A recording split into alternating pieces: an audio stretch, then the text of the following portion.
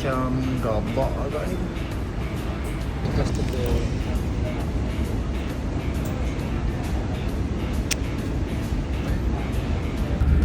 Okay, aku baru aja beli Nightcore NU27 yang mana dia adalah lightweight untuk penggunaan road run ultra, yang mana akan start pada mostly tengah-tengah malam lagi tempat yang tak berlampu.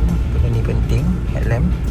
And then dia punya specs dia 600 lumen. Yang bestnya dia ada multiple color temperature lah headlamp, bukannya lampu putih saja. Harga pun agak keras Ini bajet aku RM200 je.